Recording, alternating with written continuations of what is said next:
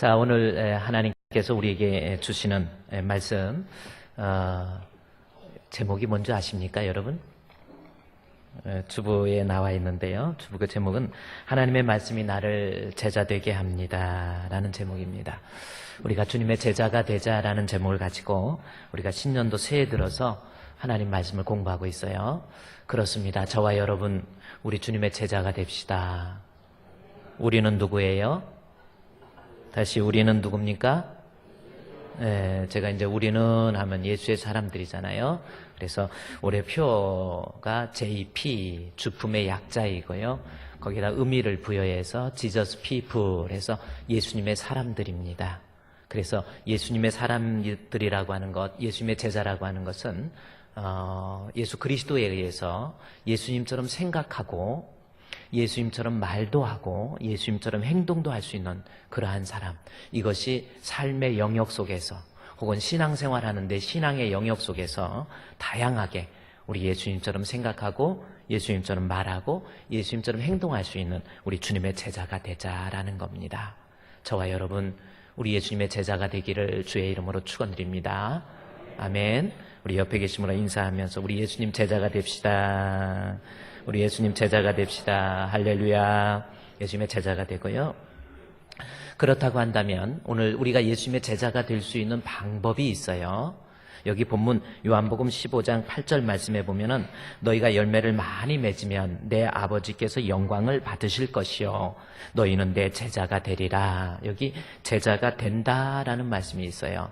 그럼 어떤 사람이 제자가 될 수 있을까라고 하는 겁니다.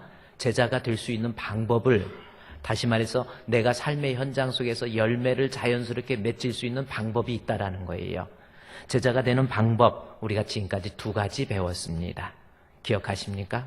내가 예수님처럼 말하고 예수님처럼 생각하고 예수님처럼 행동하는 예수님의 제자가 되려면 내가 열매를 맺기 위해서 스스로 노력하기보다는 먼저 중요한 것, 첫 번째, 뭔지 아세요?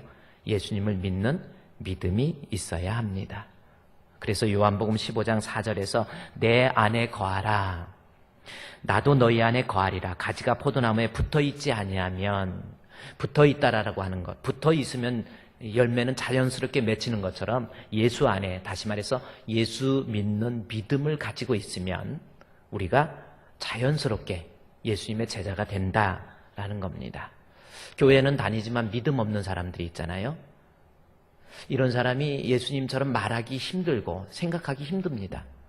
교회는 다니는데 역시 머릿속에서는 아직도 가치관이 거듭나지를 못해서 말도 행동도 생각도 예수님처럼 못해요. 왜 그렇습니까? 그 마음의 중심에서 우리 예수님을 향한 정직한 믿음이 없는 거예요.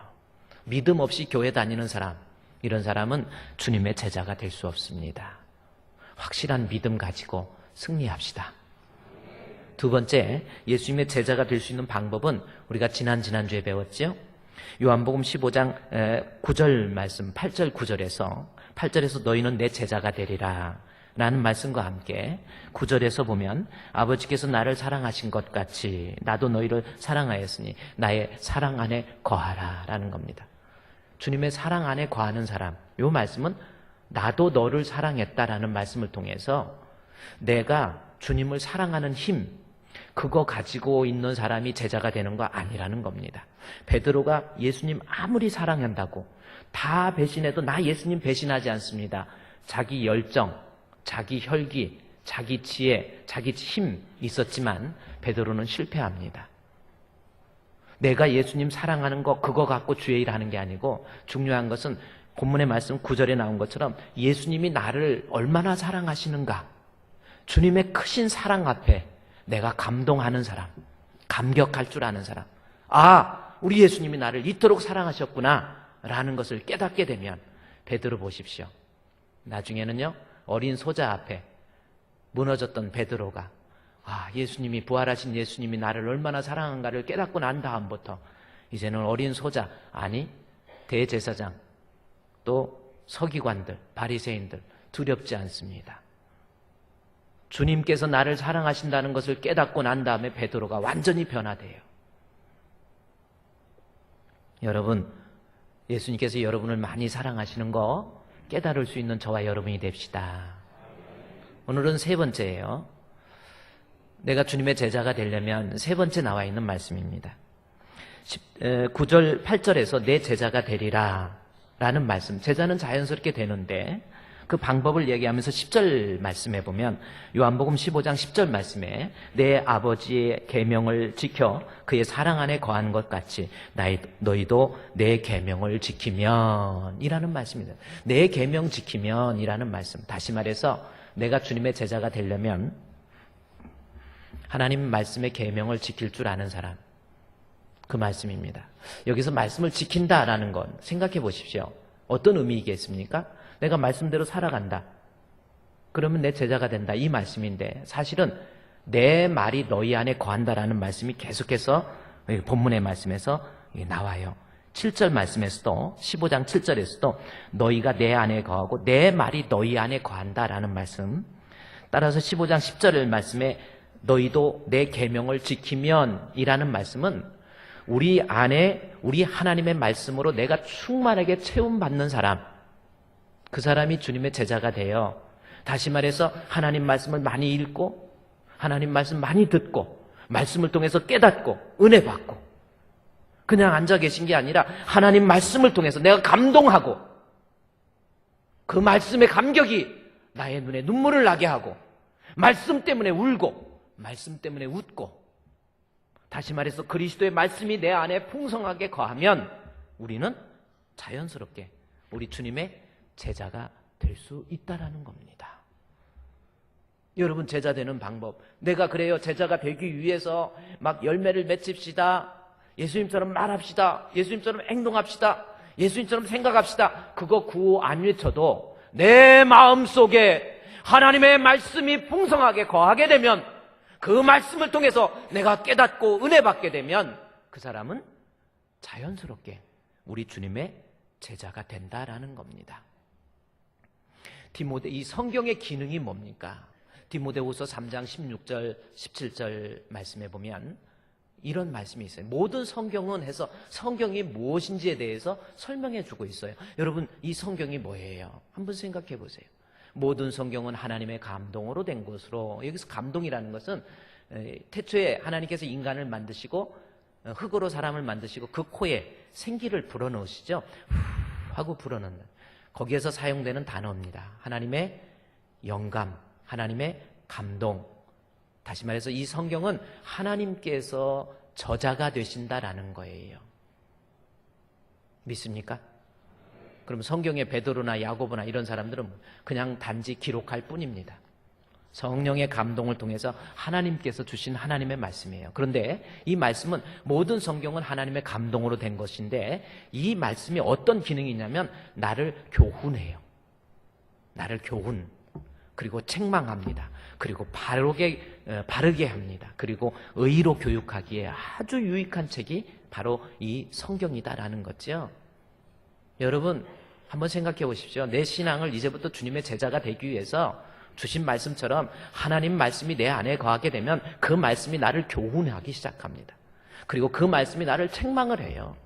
그리고 그 말씀이 나를 바르게 교육합니다. 그리고 그 말씀을 통해서 의가 무엇인지, 생명이 무엇인지, 예수가 무엇인지를 깨닫게 만들어줘요. 결국은 이 말씀은 나를 어떻게 만들어요? 그 다음 절에 보십시오. 하나님의 말씀이 나를 하나님의 누구의 사람? 하나님의 사람. 한번 따라합시다. 하나님의 사람. 그 하나님의 사람으로 나를 만드는 거예요. 하나님 말씀은 나를 교훈하고 책망하고 바르게 하고 의로 교육해서 결국 그 말씀에 내가 흠뻑 젖게 되면 그 말씀을 통해서 내가 하나님의 사람이 되는 거예요. 여러분, 하나님 사람이 뭡니까? 반대적인 의미가 마귀의 자식이라고 그러잖아요. 사탄의 자식들. 여러분은 하나님의 자녀입니까? 아닙니까? 하나님의 자녀가 될 수 있는 방법. 다시 말해서 제자라는 거죠. 하나님의 자녀는 하나님처럼, 우리 예수님처럼 생각하고 말하고 행동할 수 있는 우리 예수님의 제자, 하나님의 제자를 하나님의 사람이다, 그렇게 이야기할 수 있습니다.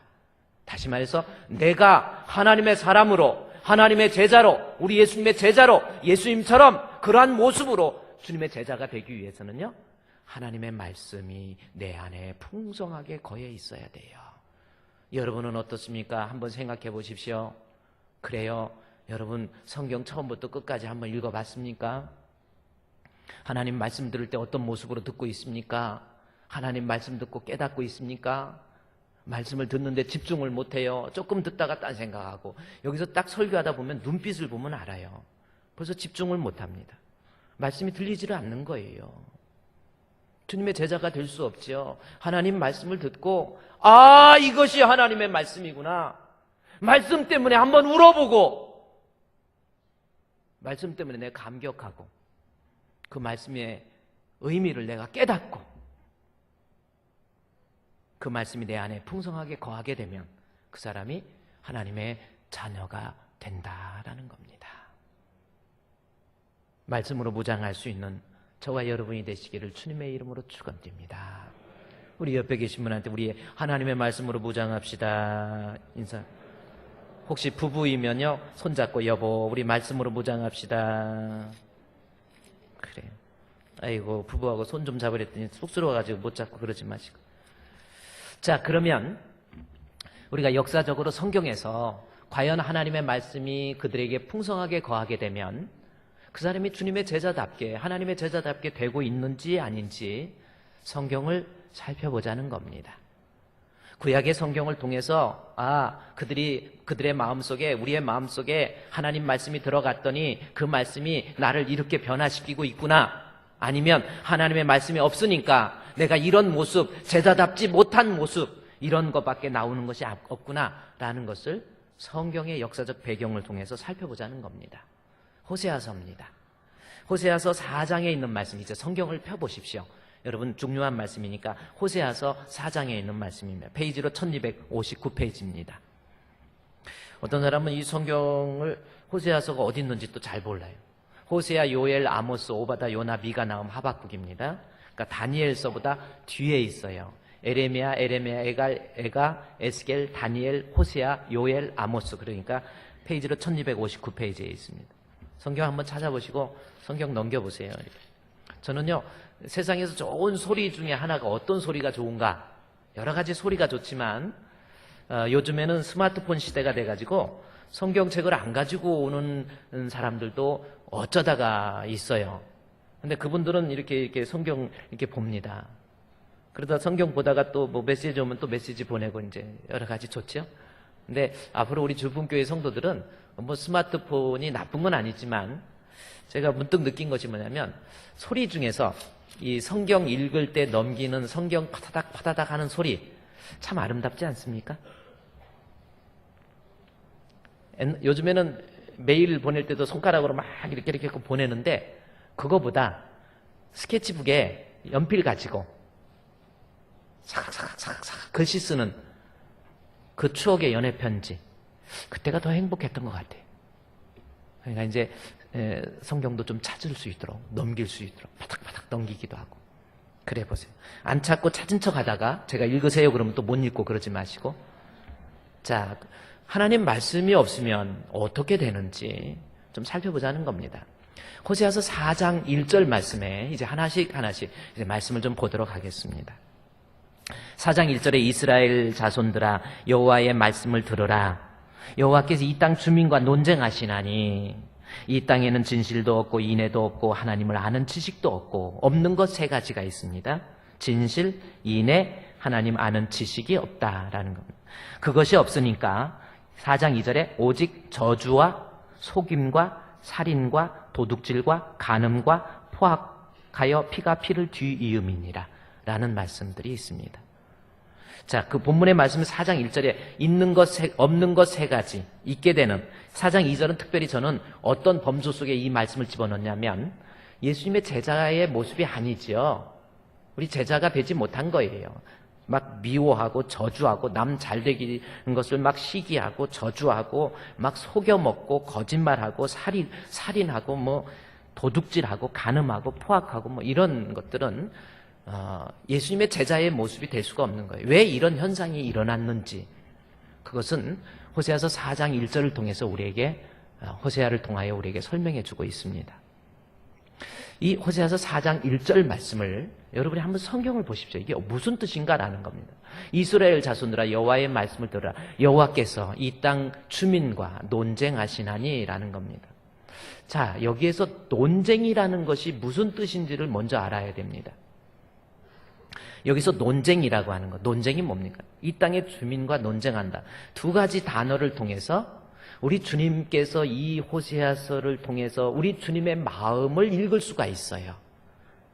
뭡니까? 주민이라는 단어 하나하고 논쟁이라는 단어 하나입니다. 우리 하나님께서요, 그의 자녀들을 내 딸, 내 아들, 나의 백성 이렇게 표현해서 부릅니다. 호칭이 상당히 중요해요. 여러분의 아이들을 부를 때 이름을 부를 수도 있지만 야 아들아, 딸아 이렇게 부를 때도 있지요. 이름을 부를 때도 있고 그 다음에 아들아, 딸아 이렇게 부를 때도 있고 어떤 때는 야! 하고 부를 때도 있고 부르는 호칭에 따라서 그 부르는 사람의 마음이 표현된다라는 겁니다. 여러분 부부간에 살면서 여러분 남편을 뭐라고 호칭합니까? 아니면 남자들은 아내를 뭐라고 호칭합니까? 오늘 우리 대표기도 하신 김종섭 장로님, 우리 권사님을 집에서 뭐라고 불러요? 예? 여보, 그래 여보라고 불러. 맨날 여보라고 부릅니까? 예. 때로는 이름도 순호가 이렇게도 불러요.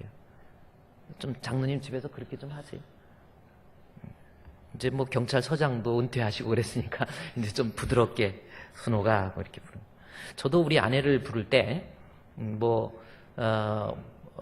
하도 이름을 이제 부르기도 좀 그렇고 쑥스럽고 그래서 면을 자꾸 좋아해서 이름을 현실인데 면실이라고 한 번씩 불러요. 면실아 그렇게 한번 부릅니다. 지금 깜짝 놀래요. 이랬는데 면을 자꾸 좋아해요. 근데 면이 별로 몸에 좋지는 않은데 저도 면을 아주 안 좋아했는데 이런 걸 먹냐고 만두 이런 걸 왜 이런 걸 먹냐고 했는데 저 사람이 자꾸 좋아하다 보니까 나도 비슷하게 돼버렸어요. 그래서 면을 면실이라고 하고 또 어떤 때는 달링이라고도 합니다. 멋있죠? 달링, my darling 이렇게 하면 그래요. 또 마음에 안 들 때는 여편네 그러기도 해요. 남편의 반대말 여편네라고도 합니다. 그 여러분은 어떻게 불러요? 근데 제가 왜 이 말을 이렇게 하냐면요. 호세아서 4장 1절에 하나님께서 그의 자녀들을 내 아들, 내 딸, 내 백성 안 하고요. 이 땅 주민들과 주민이라는 표현을 합니다. 이 주민이라는 말 속에 우리 주님의 마음, 섭섭한 마음, 답답한 마음이 담겨져 있는 거예요. 내 아들이라고 안 해요. 내 자식이라고 안 해요. 야, 이 땅 주민들아. 그렇게 얘기합니다. 그러면서 논쟁하신다라는 말씀이 있어요. 논쟁이 무슨 뜻인 줄 아세요? 하나님이 답답해서 논쟁하시겠다라는 겁니다. 논쟁하면 우리는 어떤 의견을 가지고 막 다투는 거, 이것을 논쟁으로 알고 있는데, 제가 논쟁이나 히브리어의 뜻을 보면은 우리 영어로 여러분이 접근하기가 쉽잖아요. accusation이라고 하면 argue 한다고 했죠. accusation이라고 하는 겁니다. 이 accusation이라는 게 뭐예요? 고발한다라는 거예요. 고발이 뭡니까? 나 너무 억울하고 너무 답답하고 내가 막 속이 터질 것 같아서 나 못 참겠어. 나 고발할 거야. 라고 하는 단어가 accusation입니다. argue한다 그러잖아요. accusation. 고발하는 거예요. 자, 호세아 4장 1절 말씀에 제가 지금 우리 하나님께서 아들이라고 부르고 싶지도 않아요. 그의 백성을 보니까. 딸이라고 부르고 싶지도 않아요. 야, 주민아! 얘기하면서 내가 너를 고발한다라는 겁니다. 고발이 뭡니까? 나 너무 억울해. 내가 너를 보면 너무 마음 아파. 너무 답답해. 그것이 논쟁이라는 단어입니다. 도대체 하나님께서 뭐 때문에 이렇게 답답해하고 계시는가?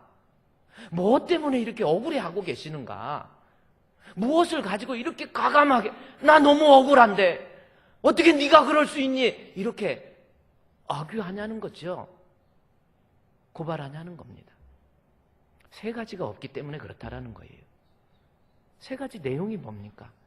자, 세 가지. 첫 번째, 뭐가 없습니까? 진실이 없다라는 겁니다. 진실이 무슨 뜻일까요? 하나님이 나를 볼 때 아들이라고 부르고 싶지도 않아요. 내가 너무 너를 보면 억울하고 답답하고 괴롭고 힘들다. 뭐예요? 진실이 없다라는 겁니다. 그러면 여기에서 진실이라는 단어가 무슨 뜻입니까? 여러분, 무슨 뜻이에요? 이 성경 읽고 뭘 여러분의 이 단어를 통해서 우리에게 주어지는, 생산되어지는 의미가 뭡니까? 정직함? 하나님이 정직함이 없어서 나 너를 보면 답답하다, 그 뜻일까요? 아닙니다. 히브리어의 원어의 뜻을 보면 여기서 진실이 없다라고 하는 것은 분명히 하나님 말씀이 없다라는 뜻입니다. 제가 이거를 성경을 통해서 찾아드리는데 하나님 말씀이 없다라는 거예요. 하나님이 답답해 하시는 것이 하나님 말씀이 없다라는 겁니다. 그 다음에 또 하나 뭐가 없다고 그랬어요? 인애가 없다라는 겁니다. 그 다음에 또 다음에 뭐가 없어요? 하나님 아는 지식이 없다는. 제가 지금 슬쩍슬쩍 넘어간 이유가 진실이 없다, 하나님 말씀이라고 그랬죠? 인애가 없다, 그 다음에 지식이 없다. 지식은 뭡니까? 역시 하나님 말씀이에요.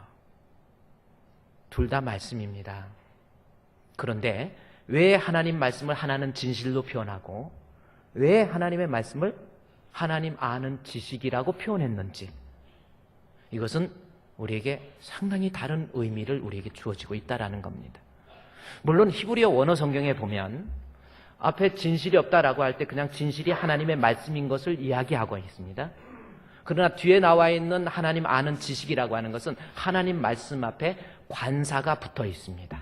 정관사가 붙어 있어요. 그러면 이 말씀의 의미는 다른 의미가 있다라는 거죠. 영어에서 the school하고 a school하고는 뉘앙스가 다른 거예요. 다른 의미죠. 하나님 아는 지식 앞에 관사를 딱 붙여놨습니다. 그것이 어떤 의미인지. 하나님 말씀은 말씀인데 관사가 붙은 말씀. 이 두 가지가 지금 하나님 말씀이 없어서 생산되어지는 것이 뭔지 아세요? 하나님이 답답해하는 거. 하나님 말씀 없다. 이것을 웅변적으로 호세아를 통해서 하나님 말씀이 이 땅에 하나님 말씀이 없으니까 결국 거기에서 4장 2절에 오직 저주와 속임과 살인과 도둑질과 간음과 포악과 피가 피를 뒤엎김, 이런 게 나온다라는 거거든요. 지금 우리가 공부하는 것이 우리 가운데 하나님 말씀이 없으니까 아무리 예수님의 제자가 되려고 해도 제자 안 되는 거예요. 나 예수님처럼 살아가려고 해도 안 되는 거예요. 왜 그렇습니까? 말씀이 없으니까. 오히려 거기에서 말씀 없는 상태에서 하나님의 백성에게 남을 저주하고 미워하고 속이고 살인하고 도둑질하고 이런 것만 생산되어지는 겁니다. 중요한 것은 하나님 말씀이에요.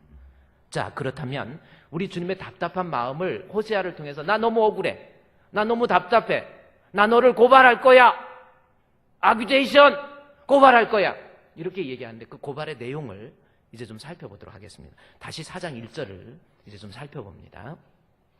오늘 우리에게 호세아를 통해서 강력하게 주시는 하나님 메시지예요. 첫 번째, 이 땅에 진실이 없다라고 하는 것이 하나님 말씀이라고 그랬는데 그 다음에 뭐가 없다고 그랬습니까? 인애가 없다라는 겁니다. 인애가 뭐예요? 인애가 무슨 뜻인지 한번 먼저 생각해 보세요. 하나님이 나를 보고 답답해서 인애가 뭡니까?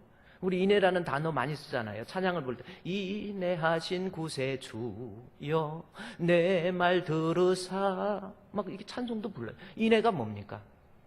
인애가 없대는데 지금 우리 하나님께서 나를 향해서 인애가 없다, 인애 어디 갔어?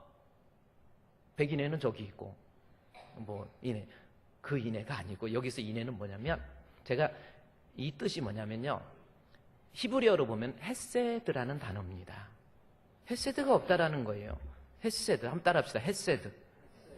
헤세드가 없는 거예요. 이 백성에게 지금 헤세드가 없다라는 겁니다.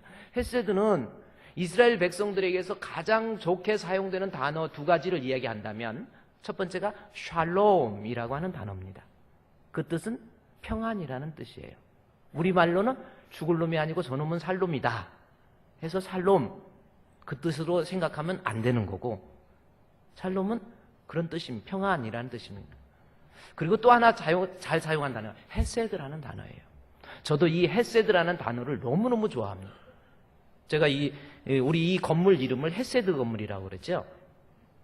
또 여러분 헤세드 어디서 많이 들었습니까? 우리 찬양단 이름이 헤세드라는 찬양단입니다. 근데 이 헤세드가 무슨 뜻이냐는 거예요. 헤세드의 뜻은 하여튼 좋은 것은 다 들어가 있어요. 거기에 하나님의 자비를 표현할 때도 헤세드, 하나님의 긍휼을 표현할 때도 헤세드, 하나님의 은혜를 표현할 때도 헤세드, 하나님의 사랑을 표현할 때도 헤세드, 하나님의 넓으신 돌보심에 대해서 표현할 때도 헤세드, 그런 단어를 쓰는, 헤세드는 가장 좋은 의미가 다 포함되어 있어요. 하나님에 대한 사랑, 은혜, 자비, 긍휼, 이러한 모든 것, 그게 바로 헤세드라는 단어입니다. 그런데 본문에서 하나님이 답답해 하시는 게 뭐냐면 헤세드, 인애가 없다라는 겁니다. 그런데 이 헤세드가 인애가 없다는, 그러니까 하나님의 사랑, 하나님의 은혜, 하나님의 자비, 하나님의 긍휼이 없다, 그 뜻일까요? 아닙니다. 여기서 인애는 하나님께서 내게 베풀어 주시는 헤세드를 말하는 것이 아니고 내 마음속에 있는 하나님을 향한 헤세드가 없다라는 거예요. 이 성경, 여기 본문의 4장 1절에 인애가 없고 인애도 없고 할 때 그냥 인애도 없고 기록되어 있지만 이 성경이 이 호세아서 6장 4절에 가보면 뭘로 바뀌어 있는지 아세요? 호세아서 6장 4절에 보면 뭐라고 바뀌었습니까? 에브라임아, 에브라임이 나와요. 여러분 성경에서 그의 백성들을 표현할 때 종종 에브라임아 혹은 유다야 이렇게 표현하죠. 에브라임으로 표현할 때는 반드시 어떤 의미냐면 에브라임은 실제적으로 하나님의 은혜를 배로 받은 족속입니다. 12지파예요. 땅도 배로 받았고요. 인구도 배가 됩니다. 그래서 하나님의 은혜를 표현할 때 에브라임아라는 단어를 씁니다. 그래서 여러분이 성경을 읽을 때 이런 단어 하나하나의 그 의미를 내가 이해하고 성경을 읽게 되면 성경의 의미가 많이 달라지죠. 그래서 여기서 에브라임아, 하나님으로부터 은혜를 많이 받은 사람이에요. 그런데 여기서 보면 에브라임아, 내가 어떻게 하랴? 유다야, 내가 내게 어떻게 하랴? 너희의 뭐가 없다고 뭐라 그랬어요? 너희의 인애가 아침 구름이나 쉼 없이 사라지는 이슬과 같다. 여기서 인애 앞에 뭐가 붙었습니까? 너의 인애예요. 다시 말해서 다시 히브리서 4장 1절의 인애라고 하는 것은 무슨 뜻이냐면 하나님께서 나를 사랑하는, 하나님께서 나를 긍휼 베풀어 주시는 그것을 말하는 게 아니라 내 마음 속에서 하나님을 향한 너희의 인애입니다. 그러니까 우리 하나님이 답답해하고 탄식하는 것이 뭐냐면 네가 하나님 믿는다고 하지만 네 마음의 중심에서 정말 하나님 사랑하는 그 사랑의 마음이 없어. 인애가 없다는 것이 그 뜻이에요. 하나님을 의지한다고 하지만 하나님 믿는다고 해요. 오늘날 교회에서 신앙생활을 해요. 믿음 생활을 해요. 같이 말씀도 듣고 예배도 드립니다. 교회에 앉아서 예배를 드리는데 그 마음의 중심에서 진짜 하나님 사랑하는 마음, 하나님을 귀하게 여기는 마음, 우리 주님을 믿는 믿음, 우리 주님을 정말 의지하고 있습니까? 정말 주님 사랑하고 있습니까? 예배를 참석해도 그냥 아니고 정말 주의 은혜에 감격해서 그 은혜에 감격하는 마음 가지고 주님을 진짜 찬양하는 예배, 그겁니까? 아니면 헤세드가 없어요. 모양은 갖추고 있어요. 예배는 드리지만 마음은 딴 데 있어요. 정말 주님에 대한 헤세드가 있습니까? 이스라엘 백성을 우리 하나님께서 보고 보니까 다 형식적인 거 합니다. 제사도 지내고요. 할 거 다 해요. 그런데 하나님 사랑한다고 합니다. 하나님 믿는다고 해요. 그러나 그 마음의 중심에 헤세드가 없어요. 정말 하나님 사랑하는 마음이 없는 거예요. 진짜 하나님 의지하는 마음 없는 거예요. 다시 말해서 하나님 믿는 믿음도 없이 교회에서 예배드리고 일 다 합니다. 그냥 시간 가면서 그냥 신앙생활 한 거예요. 그러다 보니까 20년, 30년 되니까 그냥 권사된 거예요. 특별하는 방식을 통해서 그냥 권사된 거예요. 시간이 가니까 한수집사 된 겁니다. 하나님을 내 마음의 중심에서 정말 의지하고 사랑하는 그 헤세드가 없다라는 거예요. 우리 하나님께서 그 모습을 이스라엘 백성을 향해서 보면서 너무너무 답답하니까 아들이라 딸이라 부르지도 않아. 야, 이 땅의 거민들이 내가 너무 억울해서 내 마음을 고발하는데 너희 가운데 말로는 하나님 사랑한다고 하지만 정말 하나님 사랑하니? 정말 하나님 의지하냐? 정말 믿는 믿음 가지고 있니? 네 마음에 정직함이 있냐? 이거를 우리 주님께서 한탄하고 계신다라는 겁니다. 우리에게 주신 말씀 아닙니까? 여러분 한번 생각해 보십시오. 말씀 앞에 내 자신, 우리 하나님이 나를 보면서 내 아들아, 내 딸아 그렇게 부를 만큼 우리가 주님 앞에 인정받습니까? 아니면 자식이라고 부르고 싶지도 않아요. 예수 믿는다고 말하고 싶지도 않아요. 예수 그리스도인이라고 말하고 싶지도 않아요. 그 마음속에 허사와 계율만 가득하고 정직하지 못함과 위선과 미워하는 마음 가득 차 있으면서 하나님 앞에 예배드리고 찬송하고 믿음도 없으면서 믿음 있는 척하고 주님 사랑하지도 않으면서 주님 사랑합니다. 그런 모습 아니냐는 겁니다.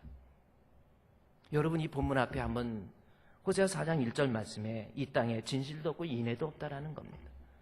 그렇다면 좋습니다. 인애, 여러분 저와 여러분 하나님의 헤세드 앞에 나의 헤세드를 회복할 수 있는 저와 여러분이 되시기를 주님의 이름으로 축원드립니다. 내 마음의 중심에서 정말 주님 사랑하는 마음 가지고 찬양도 하고 예배도 드리고 내 구주 예수를 더욱 사랑 엎드려 비는 말 들으소서 내 친정 소원이 내 구주 예수를 더욱 사랑 더욱 사랑. 교회에서 일하는 거 내가 주일학교 교사입니까? 안수집사입니까? 권사입니까? 장로입니까? 성가대입니까? 반주합니까? 그 마음에 하나님을 향한 헤세드 있습니까? 내가 정말 감격적으로 누가 시켜서가 아니라 예배드리고 싶어서 죄전에 나와서 눈물로써 예배 드려본 적 있습니까? 예배 시간 뭐 오늘 지각하신 분은 어쩔 수 없는 거지만 평소에도 아야 지각 이제 순서도 바뀌어서 설교도 늦었는데 한 11시 반쯤 가도 되겠네 이렇게 생각하는 사람 손 한번 들어보세요. 아주 안 좋은 거예요. 헤세드 회복하세요. 우리 하나님 앞에 조금 헤세드를 회복. 하나님 오직 답답하면 내가 너 고발한다. 나 내 속이 너무 너 아들로 부르고 싶지도 않아. 네가 뭐 교회 일하는 거? 나 그거 별로 원하지도 않아. 너 기도 한번 제대로 했니? 지금 그 말이에요. 기도 한번 제대로 했냐는 거예요. 네 문제를 놓고 어렵다, 힘들다, 답답하다, 고민스럽다 말했지. 네가 네 발걸음으로 누가 뭐라 해도 교회 나와서 손 들고 우리 주님 앞에 마음의 중심에서 정직하게 주여! 주여! 그렇게 불러본 적 있니? 우리 주님의 호세아서 4장 1절을 통해서 강력하게 이야기하는 거예요. 헤세드 회복하라는 겁니다. 그런데 이러한 헤세드가 없던 이유가 뭐냐는 거예요. 이스라엘 백성이 왜 이 모양 이 꼴이 됐습니까? 헤세드도 없이 사랑하는 마음도 다 사라져버리고 마치 김 빠진 사이다처럼 도대체 이거는 제대로 돼 있지도 못하고 하는 거 보면 남들 저주하고 늘 미워하고 속이고 살인하고 도둑질하고 간음하고 뭐 이런 짓만 하고 다니고 마음의 강팍함, 하나님 앞에 기도를 해도 헌금을 드려도 제대로 드렸습니까?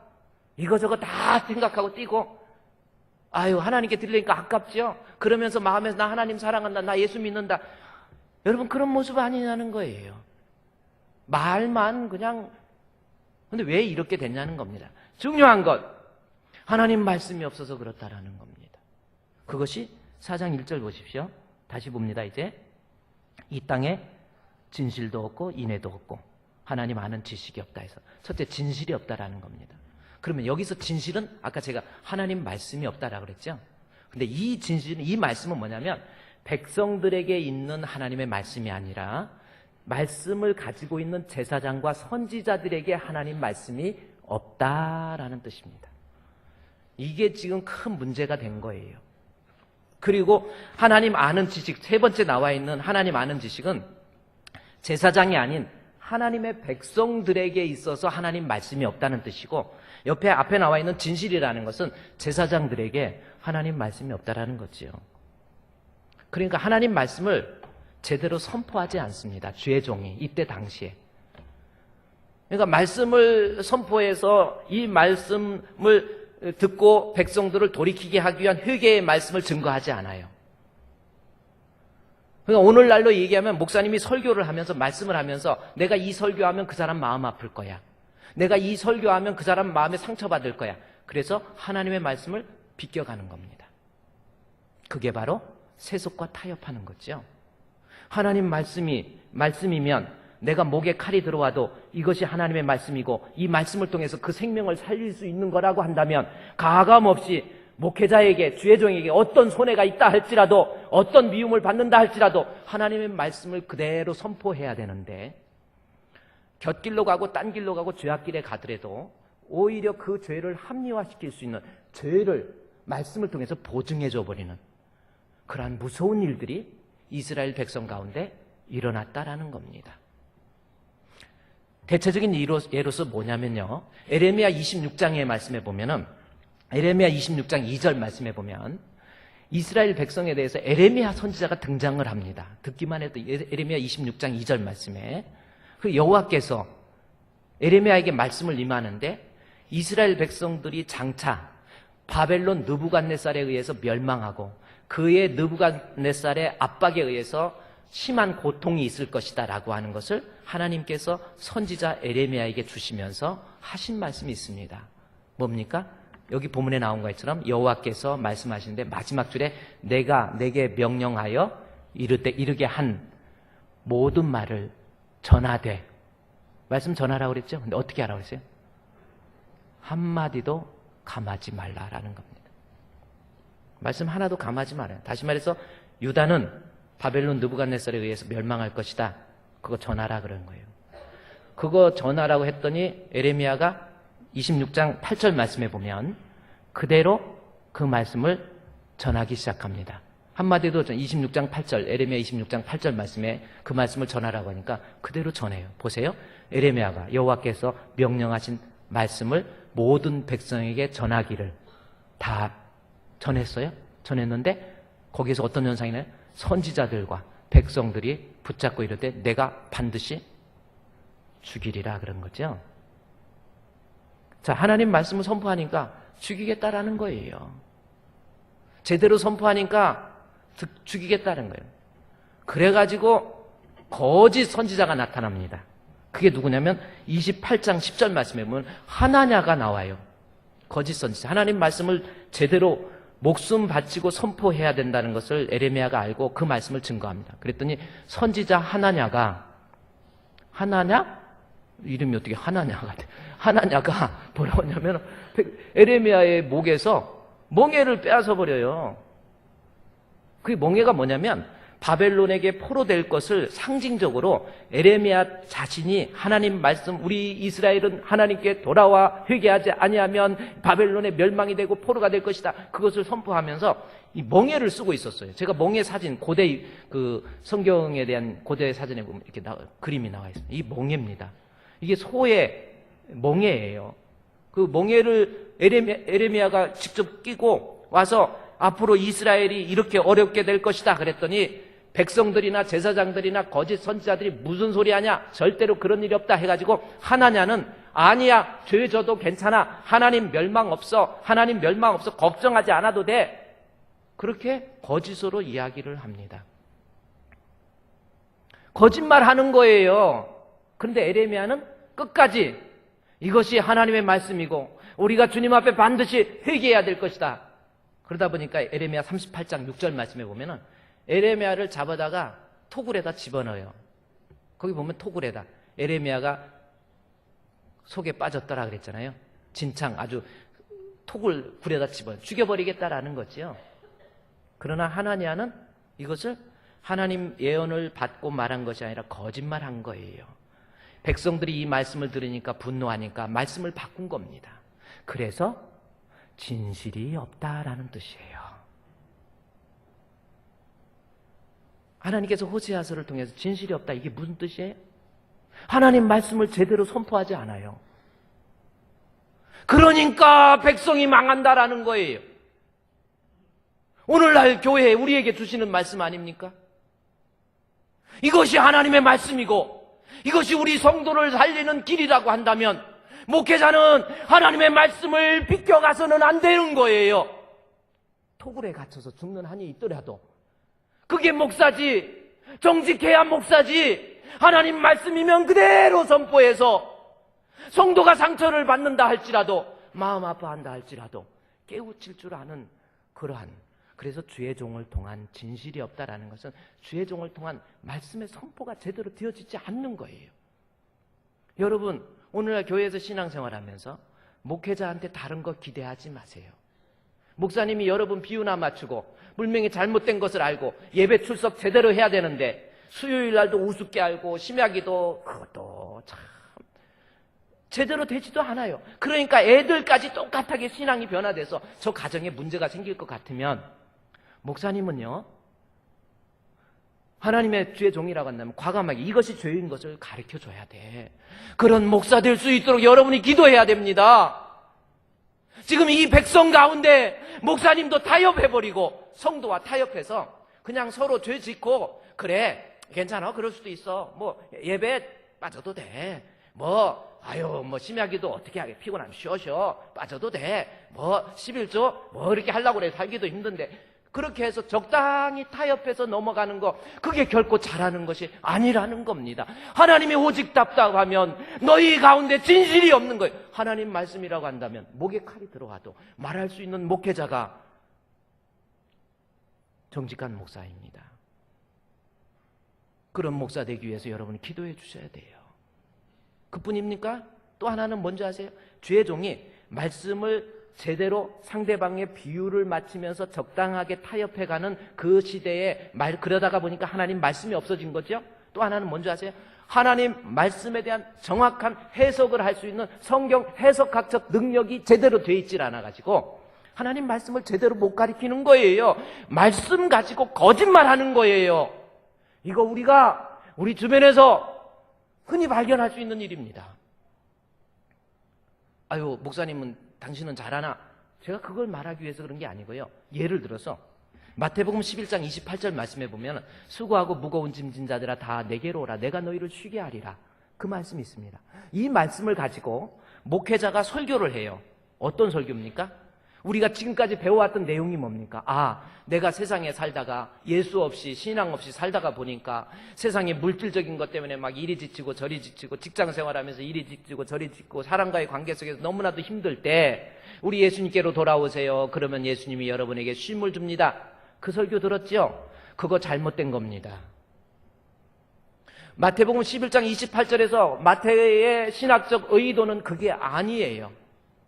그 앞에 전반부에서 나와 있는 게 뭔지 아십니까?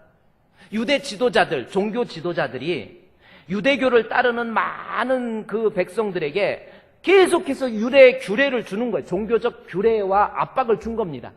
그래서 우리가 믿음 생활을 하잖아요. 신앙 생활을 하면 시간 갈수록 내가 교회를 다니면 다닐수록 우리 예수님 더 알게 되고 우리 예수님 더 사랑하게 되고 그것으로 인해서 내 마음에 주님을 향한 사랑의 눈물이 막 흐르고 이런 모습으로 기쁨의 모습으로 변화돼야 되는데 유대교에서 신앙생활 하다가 보니까 종교인들이 자꾸 규례라고 하는 멍에를 자꾸 씌우니까 믿음 생활 하면 할수록 유대교를 따르면 따를수록 너무 힘들어져 버리는 거예요. 다 지쳐버린 겁니다. 그래서 그 말씀을 통해서 수고하고 무거운 짐이 뭐예요?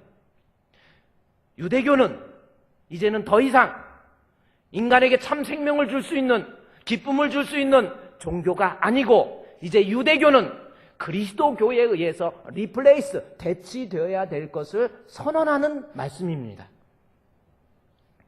내가를 위로하기 위한 말씀이 아니라니까요. 예수 그리스도만이 유대교를 리플레이스 할 수 있는 말씀, 종교다라는 것을 이야기하기 위한 내용이에요. 말씀에 대한 성경 해석학적 능력이 없으면 거짓말하는 거예요. 그래서 진실이 없다라는 것은 하나님 말씀을 왜곡해서 해석하는 거예요. 이게 정말 무서운 겁니다. 제가 일전에 얘기했지만 요한복음 17장 11절 말씀에 가까운 말씀에 보면 어떤 말씀이냐면요. 예수님께서 마지막에 세상에 떠나면서 제자들에게 마지막 줄 그들로 하나 되게 하옵소서. 예수님께서 기도하는 제목이 나와요. 예수님이 십자가에 못 박혀 죽으시기 전에 하나 되게 하옵소서 하고 기도합니다. 그런데 이 말씀을 가지고 성경을 어떻게 해석을 하냐면, 여러분, 우리 예수님이 십자가에 못 박혀 죽으시기 전에 하나 되라고 했잖아요. 그러니까 우리 성도들 서로 싸우지 맙시다. 우리 성도들이 하나가 됩시다. 부부가 서로 싸우지 맙시다. 하나가 됩시다. 이웃 간에 서로 싸우지 맙시다. 하나가 됩시다. 그러면 아멘, 아멘, 나 은혜 받았어, 그렇게 이야기합니다. 아니에요. 그 성경 거짓말이에요. 그 뜻이 아니라, 요한이 요한복음 17장을 통해서 말하고자 하는 신학적 의도는 다른 데 있는 겁니다. 그 앞에서 나와 있는 것처럼 내가 아버지와 하나 된 것처럼 아버지 저들로 하나 되게 아버지와 하나 되게 하옵소서, 그 뜻이에요. 이것은 무슨 뜻이냐면, 아버지 품을 떠난, 신앙의 품을 떠난, 믿음을 떠난 자들을 잘 선도해서 하나님께로 돌아오게 하라고 하는 선교적 미션을 말하는 센텐스예요. 그 글이라는 거예요. 선교적 미션을 말하는 것이지 분쟁과 다툼 대신에 하나 되라는 뜻이 아니라는 겁니다. 제가 이 말은 성경을 왜곡해서 해석하고 성경 해석학적 능력이 안 되니까 이상하게 해석을 해버려서 성도들에게 하나님 말씀에 진리가 없는 거예요. 이것뿐이 아니에요. 옛날에 오래된 적이지만 우리 한국 초대교회에서 너희는 세상의 소금이니 이걸 설교를 합니다. 여러분, 성경에 우리가 세상의 소금이잖아요. 첫째로 우리는 소처럼 살아야 됩니다. 그러면 성도들이 그래, 그 말씀에서 어떻게 소를 끄집어내다니, 우리 목사님 영역이 뛰어나셔. 그래요? 그러면 여러분, 소를 보십시오. 소는 무조건 주인에게 순종합니다. 주인을 위해서 열심히 일합니다. 그러면 성도들이 이야, 기가 막히다, 은혜롭다. 그리고 그 소는 죽을 때 지 몸까지 주인한테 먹을거리로 줍니다. 그러면 와, 또 그래. 그게 어떻게 성경입니까? 여러분, 곰처럼 살아야 됩니다. 이제 또 곰을 또 뭘로 붙일까? 이게 다 거짓말이라는 거예요. 지금 그래서 너희 가운데 진실이 없다라는 것은 먼저 주의 종에게 하나님의 말씀이 왜곡되어지고 타협을 해서 거짓된 모습을 지적하지 못하고 그냥 말씀으로 좋은 게 좋은 거, 그러다 보니까 이 백성이 망하는 거예요. 호세아 4장 1절 말씀 보십시오. 이스라엘 자손아, 여호와께 말씀을 들으라. 여호와께서 이 땅의 주민과 논쟁할, 너무 답답한 건 말하겠다는 겁니다. 뭡니까? 너희 가운데 왜 인애가 없어? 형식적으로 신앙생활하면서 네 마음의 중심에서 너 진짜 신앙 있니? 그거 물어보면서 그 이유에 대해서 첫째, 진실이 없다라는 거. 다시 말해서 제사장을 통해서 선포되어지는 하나님의 말씀이, 제사장이 자기의 어떤 육신적인 이익 때문에 내가 이거 설교하면 저 사람 마음 아프니까, 저 사람 비유 상할 것 같으니까 말씀을 왜곡해서 수로 비껴나가는 거예요. 그런 목사 되지 않도록 여러분 기도해야 됩니다.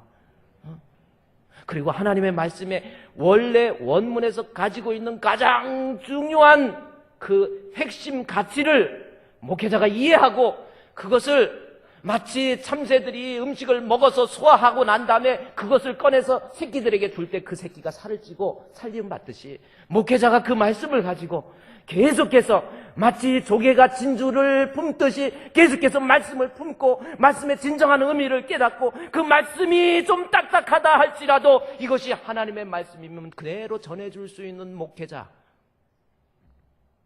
그것이 진실이 없는 이스라엘 세대의 모습입니다. 우리 사랑하는 주풍교회 성도 여러분, 오늘 배운 게 하나님 앞에 제자 되지 못하는 것 이유, 주의 종의 말씀이 없습니다. 저도 한 가지 소원이 있다고 한다면요, 제가 언제까지 살아있을지 모르지만 창세기에서부터 요한계시록까지 성경의 원문에 가장 가까운 의미, 성도들에게 거짓 없이, 성도들에게 가감하지 아니하며 하나님 말씀을 정직하게 그대로 선포하는 것이, 저는 이 말씀 앞에 그것이 저의 소원입니다. 이러한 목회자가 살아야 우리 성도들이 살지 않습니까? 부족한 저를 위해서 더 많이 기도해 주세요. 우리 같이 죽어서 되겠습니까? 우리 같이 살아야 되지요. 같이 살아야 되지 않습니까? 우리 사랑하는 성도들, 독약을 먹여야 되겠습니까? 계속해서 당분만 먹여서 당뇨병 걸리게 만들고, 계속해서 이상한 음식만 먹여서 독약을 먹여야 되겠습니까? 정직하게 말씀에 가감없는 목회자 될 수 있도록, 그리고 여러분은 그 말씀 앞에 하나님 아는 지식, 다음 주에 공부하는 하나님 아는 지식이 뭐예요? 내가 그 말씀을 통해서 내가 깨달아야 돼요. 말씀 통해서 한번 깨달아 보십시오. 말씀 때문에 한번 울어보세요. 그래야 내가 주님의 제자가 됩니다. 주님의 마음에 드는 복된 제자가 되시기를 우리 주님의 이름으로 축원드립니다. 하나님 감사합니다. 주님 앞에 참 제자 되기를 원합니다. 말씀의 기갈 상태가 되지 아니하도록 우리 주품교회에 하나님의 말씀으로 충만하게 무장할 수 있도록 아버지 도와 주시옵소서. 예수님의 이름으로 기도드리옵나이다. 아멘.